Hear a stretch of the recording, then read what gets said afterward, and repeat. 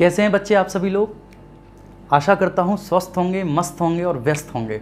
हालांकि ये लाइन आप रोज़ाना सुनते होंगे मुझसे, लेकिन अगर सुन रहे हैं और केवल सुन के कान से निकाल रहे हैं तो ये गलत बात है। स्वस्थ रहिए, मस्त रहिए और व्यस्त रहिए, ठीक है। व्यस्त पढ़ाई लिखाई में, कहीं और नहीं, ठीक है। अच्छा, आप लोगों ने बोला था सर पॉलिटी का बैच स्टार्ट करो। भाई आपके लिए पॉलिटी का बैच स्टार्ट कर दिया, ठीक है।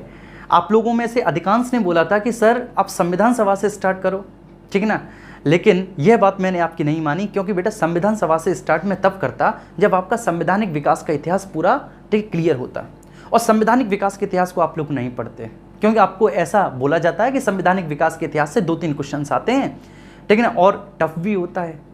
तो भाई केवल हमें इसलिए पढ़ना है कि जो सरल है वो पढ़ लें, तो भाई ऐसे तो कुछ नहीं होने वाला। हमें पढ़ना पड़ेगा कि जो कठिन है पहले उस पर ध्यान देना होगा, ठीक है ना। और जब बेटा कठिन चीज़ें हमारी क्लियर हो जाएंगी तो आसान तो अपने आप हो जाएंगी, ठीक है ना। वो तो ठीक है, क्योंकि जब कठिन चीज़ें क्लियर होती हैं ना तो फिर आसान चीज़ों को पढ़ने में हमें कोई दिक्कत नहीं होती। और दूसरा सबसे महत्वपूर्ण बात, संवैधानिक विकास का इतिहास केवल बेटा कठिन नहीं है, ये एक प्लेटफॉर्म तैयार करता है संविधान के निर्माण के लिए। बेटा क्लियर, जो संविधान का आपका विकास हुआ है ना, और वो संविधान आपका जो 24 नवंबर 1949 को पूर्ण रूपेण बन के तैयार हो गया है और जो पूरी तरह से 26 जनवरी 1950 को लागू हुआ है, उस संविधान के बनने में सबसे महत्वपूर्ण भूमिका यदि कोई अदा करता है तो वह संवैधानिक विकास का इतिहास अदा करता है। इस बात को आप लोग बहुत अच्छे से बेटा गांठ बांध लो, ठीक है ना। आपके संविधान की क्या क्या विशेषताएं हैं? आपके संविधान की विशेषताएं हैं जैसे अनम्य और सुनम्य, कठोर और लचीलेपन का मिश्रण है, संसदीय व्यवस्था है, शक्ति का पृथकीकरण का सिद्धांत है, सर्वोच्च और स्वतंत्र न्यायपालिका है, द्विसदनीय विधायिका है। अरे ये सब कहाँ से लिया गया है? बात क्लियर है? इस सब की विकास, इस सब की शुरुआत कैसे हुई है भैया? इन सब की शुरुआत यहीं से तो हुई है, चार्टर अधिनियम से हुई है। इसलिए चार्टर अधिनियम समझना जरूरी हो जाता है। चलिए, तो बेटा ये हमारा क्या है? ये है 1813 का चार्टर अधिनियम। मैं फिर से बोला बेटा ये चार्टर है, तो चार्टर का मतलब होता है बेटा अधिकार प्रदान करना, अधिकार पत्र। अधिकार पत्र को ही तो हम लोग चार्टर बोलते हैं ना, अधिकार पत्र, ठीक है। अच्छा, अब बेटा यहां पर किस प्रकार का अधिकार दिया जाएगा कंपनी को? या कुछ छीना जाएगा और कुछ दिया जाएगा, यहां पे दोनों काम होंगे। तो उसको बेटा बहुत अच्छे से समझते हैं। आपको पता था कि 1793, सबसे पहले बेटा हम लोग 1793 के चार्टर पर आते हैं और 1793 के हम लोग चार्टर से सारी चीज़ों को समझते हैं, ठीक है। 1793 के चार्टर में बेटा कंपनी को भारत के साथ व्यापार करने के लिए 20 वर्षों का, ठीक है, एकाधिकार दे दिया गया था। 20 वर्षों का व्यापारिक एकाधिकार प्रदान किया गया, आपको पता होगा, व्यापारिक एकाधिकार, ठीक है, प्रदान किया गया था। नहीं बेटा, ठीक है। तो स्वाभाविक था कि जब 1793 से 20 वर्ष क्लियर होंगे, कंप्लीट होंगे, मतलब 1813 में, तो फिर से बेटा एक नया कोई चार्टर आएगा। बात समझ में आ रही है? तो यह चार्टर आया। लेकिन बेटा इस चार्टर को लाए जाने के पीछे, क्योंकि आना तो स्वाभाविक था, लेकिन कुछ और कारण थे, जो कारण बेटा इस चार्टर को, ठीक है ना, थोड़ा सा भिन्न बना देते हैं, स्पेशल बना देते हैं और ज़्यादा विशिष्ट बना देते हैं। वह कारण क्या थे? क्योंकि बेटा इस अधिनियम में इस अधिनियम में 1813 के चार्टर अधिनियम में अब कंपनी को, ठीक है बेटा ध्यान रखना, अगले 20 वर्षों के लिए चार्टर तो दिया गया, कंपनी को अगले 20 वर्षों का चार्टर तो दिया गया।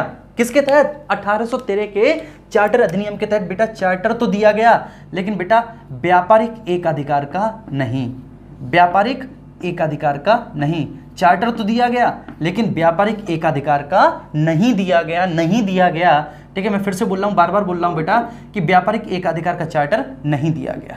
तो वो कौन सी परिस्थितियां की कि चार्टर तो दिया गया लेकिन व्यापारिक एकाधिकार नहीं दिया गया? चलिए, तो सबसे पहले बेटा बात करेंगे हम कारणों की, क्योंकि हम सबसे पहले कारण की चर्चा करते हैं कि आखिर वो कौन कौन से कारण थे। देखो आना तो स्वाभाविक था, क्योंकि 20 वर्षों का बेटा लाइसेंस पूरा हो रहा था, तो 1813 में आएगा, ये बात क्लियर थी। लेकिन भैया व्यापारिक एकाधिकार क्यों नहीं दिया गया, यह बात भी तो क्लियर करो। तो इस बात को क्लियर करते हैं। जब बेटा सबसे पहले इसके कारणों की जांच करते हैं, तो इसके कारणों को बेटा सबसे पहला कारण है कि इंग्लैंड में औद्योगिक क्रांति संपन्न हुई। इस दौर में इंग्लैंड में औद्योगिक क्रांति चल रही थी, इंडस्ट्रियल रिवॉल्यूशन चल रही थी। इंग्लैंड में औद्योगिक क्रांति की बेटा भारी सफलता औद्योगिक क्रांति को हाथ लगी।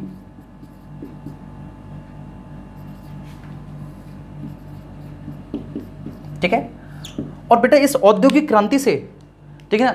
इंग्लैंड में एक नए वर्ग का उदय हुआ जिसका नाम था बेटा पूंजीपति वर्ग, क्योंकि बेटा इस पूंजीपति वर्ग ने इतना मुनाफा कमाया कि अब उसकी आकांक्षाएं जो थी वह बेटा विस्तृत होने लगी, वह और ज़्यादा महत्वाकांक्षी होने लगा, और वो केवल बेटा इंग्लैंड के क्षेत्रों में ही व्यापार करने तक सीमित नहीं था, वो इंग्लैंड से बाहर भी व्यापार करना चाहता था। ठीक है, तो जो नए पूंजीपति वर्ग का उदय हुआ था वो केवल इंग्लैंड ही नहीं बल्कि इंग्लैंड से बाहर के क्षेत्रों में भी व्यापार करने के लिए, ठीक है बेटा, उत्सुक था, और उसकी महत्वाकांक्षाओं में वृद्धि हुई थी। क्योंकि बेटा मैंने क्या बोला, इंग्लैंड में औद्योगिक क्रांति संपन्न, मैं लिख देता हूं यहां पर, आप लोग बहुत अच्छे से समझो। इंग्लैंड में औद्योगिक क्रांति संपन्न हुई, और उस औद्योगिक क्रांति से बेटा वहां पर एक नए पूंजीपति वर्ग का उदय हुआ, एक नए पूंजीपति वर्ग का उदय हुआ। और स्वाभाविक सी बात है बेटा, ठीक है ना, पूंजीवाद एक ऐसी विचारधारा होती है बेटा जो सरकारी हस्तक्षेप को उत्पादन के साधनों पर अस्वीकार कर देती है, और वो केवल बाजार की शक्तियों के द्वारा उत्पादन करने की बात कहती है। और पूंजीपति विचारधारा में ये बात क्लियर है कि जिस व्यक्ति का जितने संसाधनों पर कब्जा होगा वह उतना ही ज़्यादा धनवान होगा, वो उतना ही ज़्यादा मुनाफा कमाएगा। जो जितने ज़्यादा संसाधनों पर कब्जा करके जितने ज़्यादा संसाधनों के साथ उत्पादन करेगा वो उतना ही ज़्यादा शक्तिशाली, संपन्न और समृद्ध होगा। ठीक है बेटा, अब ये केवल यूरोप के क्षेत्रों तक तो बेटा सीमित नहीं रहना चाहते। ठीक है, नए पूंजीपति वर्ग है, इनके पास बेटा पूंजी है पर्याप्त मात्रा में। तो इन्होंने क्या किया बेटा कि इन्होंने ब्रिटिश संसद पर दबाव डाला, और इन्होंने ब्रिटिश संसद से कहा कि भारत जैसा मुनाफे का बाजार, ठीक है ना, ऐसा बाजार जहां पर मुनाफे की जबरदस्त संभावनाएं, और शायद बेटा ठीक है इतना समृद्ध बाजार कोई विश्व में भारत के अलावा शायद उस समय ना रहा हो, मैं इतना भी बोल रहा हूं। तो भारत जैसा मुनाफे का बाजार, मुनाफे वाला बाजार बेटा, समृद्ध बाजार केवल आपने एक कंपनी को क्यों दे रखा है, हम सभी के लिए से खोल दो। बात समझ में आ रही है? तो कहानी क्या है? कहानी यह है, इंग्लैंड में औद्योगिक क्रांति संपन्न हुई, वहां पर पूंजीपति वर्ग का उदय हुआ, पूंजी का विकास हुआ, और पूंजीवादी विचारधारा कहती है बेटा जिसका जितने अधिक संसाधनों पर कब्जा होगा वो उतना ज्यादा विकास करेगा। तो इसने बेटा ब्रिटिश संसद पर दबाव डाला कि भारत जैसा मुनाफे का बाजार हम सभी के लिए खोल दिया जाए। तो स्वाभाविक था बेटा कि दबाव था वहां के नागरिकों का, और इनका बेटा ठीक है सरकार बनाने में और गिराने में बहुत अहम भूमिका होती थी। तो ब्रिटिश संसद को इनकी बात, मतलब जो रूलिंग पार्टी थी उसको इनकी बात माननी पड़ी। क्लियर है? सबसे पहला कारण तो ये था कि भैया कंपनी से व्यापारिक एकाधिकार छीन लिया गया, ठीक है ना, कंपनी से व्यापारिक एकाधिकार छीन लिया गया, पहला कारण तो ये था। दूसरा कारण बेटा इसकी भी चर्चा करते हैं। नेपोलियन इस समय बेटा जो कि यूरोप की राजनीति में एक जबरदस्त योद्धा के रूप में उभरा है, और उसने ठीक है यूरोप के क्षेत्रों में बेटा बहुत बुरी तरह से बाकी के अन्य देशों की अर्थव्यवस्था को प्रभावित किया है अपने ठीक है नए नए प्रयोगों के साथ। साथ ही साथ बेटा उसकी एक नया प्रयोग था, उसकी एक नई व्यवस्था थी जिसको बोलते हैं नेपोलियन की महाद्वीपीय व्यवस्था। महाद्वीपीय व्यवस्था, इसको बेटा कभी वर्ल्ड हिस्ट्री में पढ़ाएंगे नेपोलियन की महाद्वीपीय व्यवस्था को। बेटा नेपोलियन की महाद्वीपीय व्यवस्था से भी ठीक है जो भी बेटा इंग्लैंड के पूंजीपति थे, इंग्लैंड के पूंजीपति थे, उनको भारी मात्रा में नुकसान हो रहा था। ठीक है, उनको नुकसान उठाना पड़ रहा था, और वो भी बेटा एक विकल्प तलाश रहे थे। वो विकल्प तलाश रहे थे कि जहां पर वो व्यापार कर सके, क्योंकि यूरोप में बेटा नेपोलियन को व्यापार करने नहीं दे रहा था उसकी इस महाद्वीपीय व्यवस्था के कारण। तो वो विकल्प तलाश रहे थे, और विकल्प के रूप में बेटा कौन है, ठीक है ना, समृद्ध भारत। ठीक है ना, एक समृद्ध बाजार कौन है? भारत।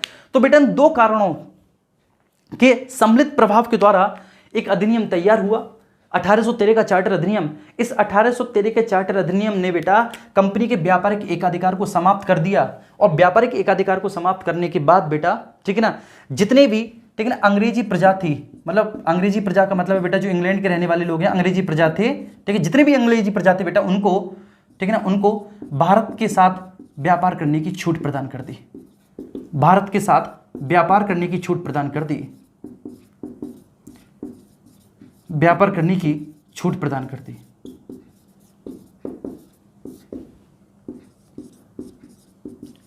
अगर उन्हें भारत के साथ व्यापार करने की छूट प्रदान की बेटा, ठीक है, इस बात को समझे, अगर अंग्रेजी प्रजा को भारत के साथ व्यापार करने की छूट प्रदान कर दी तो क्या कंपनी का व्यापारिक एकाधिकार बना रहा? नहीं, कंपनी का व्यापारिक एकाधिकार समाप्त हो गया। ठीक है, तो यहां पर कंपनी का व्यापारिक एकाधिकार समाप्त हो गया, और निजी व्यक्तियों को भारत के साथ व्यापार करने की छूट प्रदान कर दी गई। निजी व्यक्तियों को, ठीक है बेटा, निजी को, निजी का मतलब है पूंजीपतियों को, निजी व्यक्तियों को, निजी व्यक्तियों को, ठीक है बेटा, व्यापार करने की छूट प्रदान कर दी गई।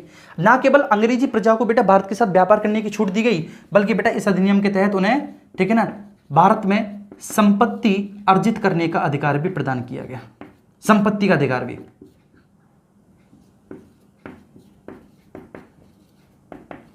संपत्ति अर्जित करने का अधिकार, और बेटा संपत्ति का क्रय और विक्रय, ठीक है ना, वे कर सकते हैं। ये अधिकार भी उन पूंजीपतियों को या फिर भारत के साथ व्यापार करने वाले लोगों को प्रदान कर दिया गया। लेकिन बेटा कंपनी का क्या काम बना रहा? जब कंपनी से उसका व्यापारिक एकाधिकार छीन लिया गया तो कंपनी बेटा अब केवल व केवल सीमित रह गई राजनीतिक और प्रशासनिक कार्यों को करने के लिए। राजनीतिक और प्रशासनिक कार्यों को करने के लिए कंपनी सीमित रहेगी। अब कंपनी केवल राजनीतिक व प्रशासनिक कार्य ही करेगी, इसके अलावा और कुछ नहीं। बात मेरी समझ में आ रही है? अच्छा, लेकिन बेटा अभी भी कंपनी का व्यापारिक एकाधिकार समाप्त हो गया है, लेकिन दो गुड्स ऐसे हैं, ठीक है ना, जिस पर कंपनी का व्यापारिक एकाधिकार बना हुआ है। अपवाद है बेटा, ठीक है, अपवाद। और वो अपवाद क्या है बेटा? एक तो चाय के व्यापार पर कंपनी की मोनोपोली है, अभी भी चाय के व्यापार पर कंपनी की मोनोपोली है। दूसरा बेटा चीन के साथ कंपनी व्यापार कर रही है, चीन के साथ कंपनी व्यापार कर रही है, और चीन के साथ व्यापार और चाय के व्यापार पर कंपनी की मोनोपोली बनी हुई है। ये बात समझ में आई बेटा? एक बार मैं फिर से समझा देता हूं आप लोगों को, ठीक है। 1813 का चार्टर अधिनियम, बात समझ में आ रही है? 1813 का चार्टर अधिनियम, चार्टर का मतलब अधिकार पत्र होता है, लेकिन ये एक ऐसा अधिकार था जहां पर कंपनी के व्यापारिक एकाधिकार को समाप्त कर दिया गया था। कंपनी के व्यापारिक एकाधिकार को क्यों समाप्त किया गया, तो इसके पीछे, इसके मूल में चलेंगे, इसके कारणों की बात करेंगे। तो इसके कारणों में बेटा इंग्लैंड में औद्योगिक क्रांति संपन्न हुई, वहां पर पूंजीपति वर्ग का उदय हुआ। उसने ब्रिटिश संसद पर जवाब डाला कि भारत जैसा मुनाफे का बाजार हम सभी के लिए खोल दो। बात समझ में आ रही है? तो खोल दिया। दूसरा, नेपोलियन की महाद्वीपीय व्यवस्था, जिसके कारण भी बेटा इंग्लैंड के पूंजीपतियों को भारी नुकसान उठाना पड़ रहा था, तो विकल्प भारत ही था, भारत के साथ व्यापार करके।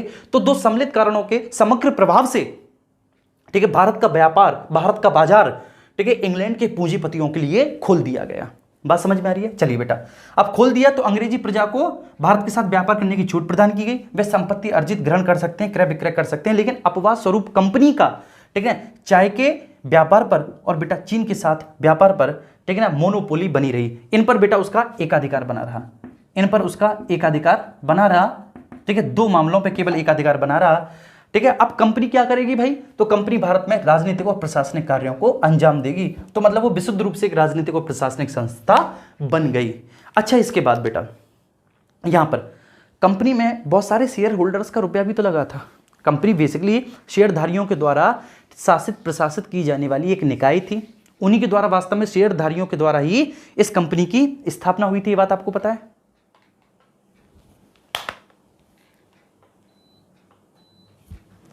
चलो, ये बात आपको पता है कि बेटा शेयरधारियों के द्वारा इस कंपनी की स्थापना हुई थी। अब आप लोग बेटा चीजों को समझो। जब जिन शेयरधारियों को रुपया लगा हुआ है वो भी तो अप्रसन्न हो जाएंगे, क्योंकि भाई आपने, ठीक है, अगर पूंजीपतियों के लिए भारत का व्यापार खोल दिया, ठीक है ना, भारत का बाजार अगर आपने पूंजीपतियों के लिए खोल दिया, तो जो शेयर होल्डर्स थे बेटा, जिनका कंपनी में रुपया लगा हुआ था, वो भी तो सरकार से गुस्सा हो जाएंगे। तो कहीं ना कहीं कंपनी ने यहां पर अपनी मांग रख दी कि जो उसके शेयरधारी हैं, जो भी उसके शेयर होल्डर्स हैं, जिनका रुपया कंपनी में लगा हुआ है, शेयरधारी हैं, ठीक है ना, उनको 10.5% का लाभांश दिया जाता रहेगा, उनको 10.5% का डिविडेंड दिया जाता रहेगा। और इस बात को बेटा सरकार ने स्वीकार कर लिया। तो शेयरधारियों को 10.5% का लाभांश दिया जाता रहा। बात समझ में आ रही है? इस अधिनियम के तहत, क्योंकि कंपनी का अगर व्यापारिक राइट्स छीने हैं मेरे भाई, तो कहीं ना कहीं जो उसके शेयर होल्डर्स हैं उनको तो आपको भैया डिविडेंड देना पड़ेगा। तो 10.5% का डिविडेंड दिया जाता रहा। बात समझ में आ रही है? आप लोग स्क्रीनशॉट ले लो, अगले प्रावधानों की चर्चा करेंगे फिर बच्चे। जल्दी लो फटाफट स्क्रीनशॉट।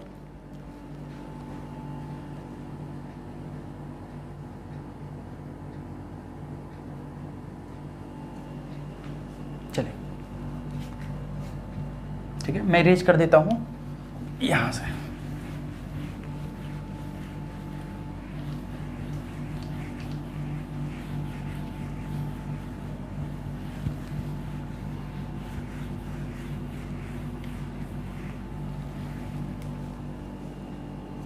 चलिए इसके बाद नेक्स्ट अगले प्रावधान की ओर बारे में बात करेंगे बेटा, जो भी इसका अगला प्रावधान रहेगा, ठीक है। अच्छा, लेकिन बेटा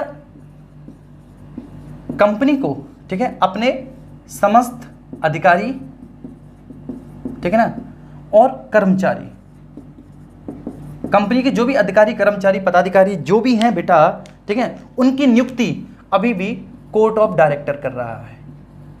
उनकी नियुक्ति अभी भी कोर्ट ऑफ डायरेक्टर्स ही कर रहे हैं। इस बात को आप लोग समझ लीजिए, ठीक है। चलिए, ये महत्वपूर्ण प्रावधान हो सकता है और नहीं भी। लेकिन नेक्स्ट जो अगला महत्वपूर्ण प्रावधान है बेटा इसमें, ठीक है, तीसरे प्रावधान को लेके चलेंगे इस अधिनियम का, वो इसमें सबसे बड़ी बात ये थी, क्लियर है बेटा, क्या कि इस अधिनियम के द्वारा पहली बार, ठीक है ना, ईसाई धर्म प्रचारकों को भारत आने की छूट दी गई। प्रचारकों को भारत आने की छूट दी गई, भारत आने की छूट दी गई। पहली बार ईसाई धर्म प्रचारकों को भारत आने की छूट दी गई, ईसाई मिशनरीज को भारत आने की छूट दी गई। और बेटा इस संदर्भ में सबसे ज्यादा प्रयास, ठीक है, था आपका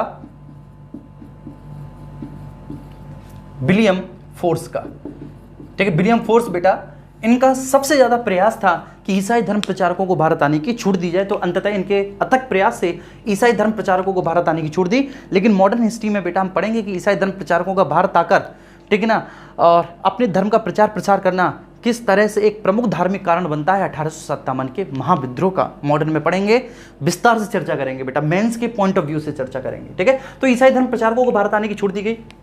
चलो, लेकिन एक अच्छी बात भी थी कि बोला गया कि साहित्य और शिक्षा और साथ ही साथ विज्ञान की उन्नति के लिए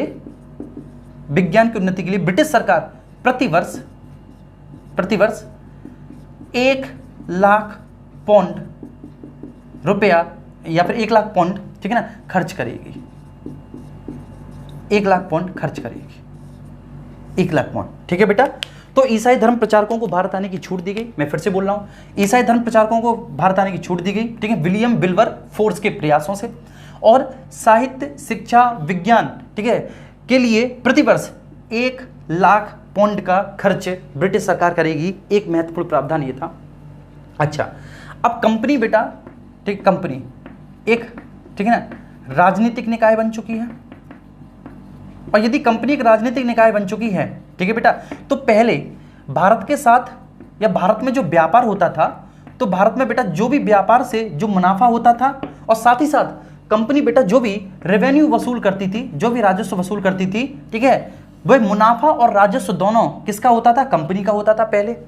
अरे बताओ ना, पहले, ठीक है ना, ब्रिटिश ईस्ट इंडिया कंपनी को ही तो केवल व केवल भारत के साथ व्यापार करने का अधिकार था, और किसी इंग्लैंड के पर्सन को तो नहीं था। और जब इंग्लैंड के किसी और पर्सन को नहीं था, तो भारत में व्यापार से जितना भी मुनाफा हो रहा है वो कंपनी का, प्लस जितना भी राजस्व हो रहा है वो कंपनी का। लेकिन अब बेटा, अब व्यापार कौन कर सकता है? अब व्यापार निजी व्यक्ति भी कर सकता है, निजी व्यक्ति। हालांकि कंपनी भी निजी व्यक्ति ही है, क्योंकि कंपनी बेटा शेयरधारियों की है। यहाँ पे निजी व्यक्ति का मतलब बेटा, यहाँ पर कंपनी सरकार नहीं है। मैं ये समझाना चाहता हूँ, निजी व्यक्ति का मतलब यहाँ पे ये है बेटा कि वो कंपनी है, और यहाँ पे इंडिविजुअल्स भी कर सकते हैं, इंडिविजुअल्स, या फिर मैं पूंजीपति भी बोल सकता हूँ, पूंजीपति, ठीक है, पूंजीपति।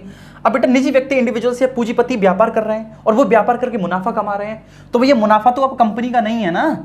तो मुनाफा जब कंपनी का नहीं है, तो मुनाफा और राजस्व दोनों के लिए बेटा अलग अलग रजिस्टर बनाया गया, ठीक है। पहले मुनाफा और राजस्व एक ही में होता था, लेकिन अब बेटा मुनाफा और राजस्व के लिए अलग अलग रजिस्टर बनाए गए और दोनों की अलग अलग मॉनिटरिंग की गई। तो कुल मिला के बेटा ये था आपका 1853 का, सॉरी 1800, ठीक है, 13 का चार्टर अधिनियम, चार्टर अधिनियम, ठीक है। इसकी प्रमुख बातें बेटा आप लोग बहुत अच्छे से समझ लिए होंगे, क्या क्या है प्रमुख बातें। तो सबसे पहली बात 1813 का चार्टर अधिनियम यह है कि कंपनी के व्यापारिक एकाधिकार पर रोक लगा दी गई। व्यापारिक एकाधिकार को रोक दिया गया। मैं फिर से बोलता हूं बेटा, व्यापारिक एकाधिकार पर रोक लगा दी गई, कंपनी की रोक, ठीक है बेटा। लेकिन फिर भी कंपनी, ठीक है ना, अपवाद स्वरूप चाय का व्यापार और चीन के साथ व्यापार करती रही।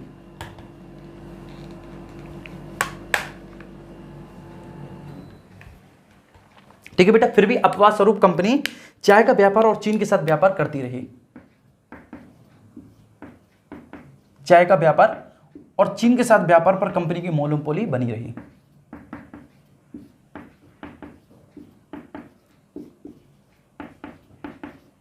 कंपनी की मोनोपोली बनी रही। ठीक है, सबसे पहली बात। दूसरा बेटा, ईसाई धर्म प्रचारकों को भारत आने की छूट दी गई। साहित्य, शिक्षा, विज्ञान के लिए बेटा 1 लाख पाउंड खर्च करेगी ब्रिटिश सरकार, ऐसा बोला गया।